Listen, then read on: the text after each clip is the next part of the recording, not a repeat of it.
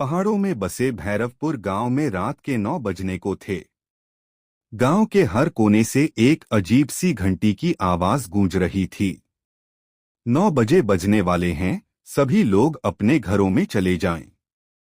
कोई भी बाहर ना रहे। सरपंच देवेंद्र ठाकुर ने जोर से कहा, सब लोग घर पहुंच गए ना? एक आदमी बोला, जी सरपंच साहब, बस 2-3 लोग और हैं। देवेंद्र ठाकुर बोले, तू जानता है ना 9 बजे के बाद क्या होता है? फौरन सबको घर भेज। उधर घर में देवेंद्र ठाकुर ने अपने बेटे करण से कहा, करण बेटा, 9 बजने वाले हैं। सारी खिड़कियां बंद कर दो और दरवाजों पर नमक की लकीर बना दो।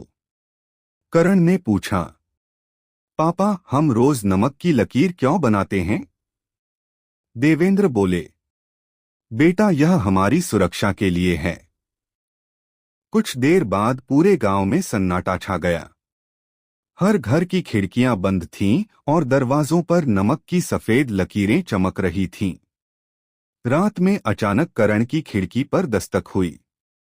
भैया, दरवाजा खोलो, मैं रोहन हूं।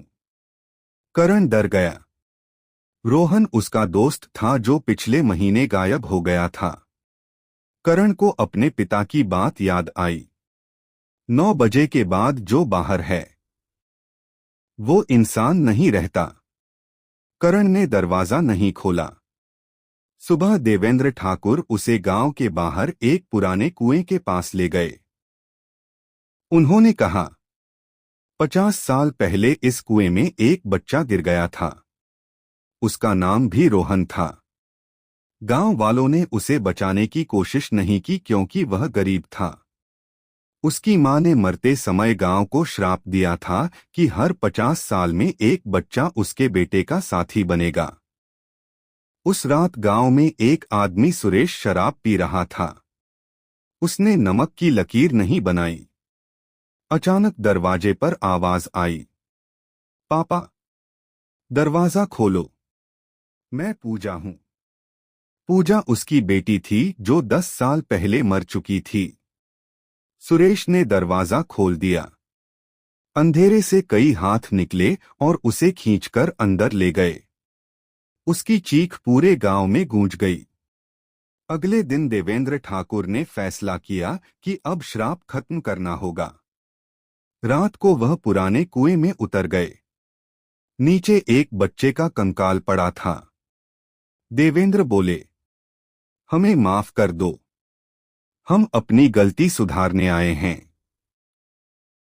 तभी कुएं में अजीब आवाज गूंजी। लेकिन ठीक 9 बजे से पहले देवेंद्र ऊपर आ गए। उस रात के बाद गांव में सब बदल गया। 9 बजे के बाद अब कोई दस्तक नहीं होती थी। श्राप खत्म हो चुका था। एक रात करण ने खिड़की से बाहर देखा।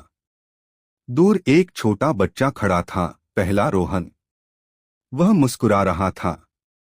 करण ने भी हाथ हिलाया और वह बच्चा धीरे धीरे अंधेरे में गायब हो गया। कभी कभी कुछ श्राप खत्म हो जाते हैं, लेकिन उनकी कहानियां हमेशा जिंदा रहती हैं।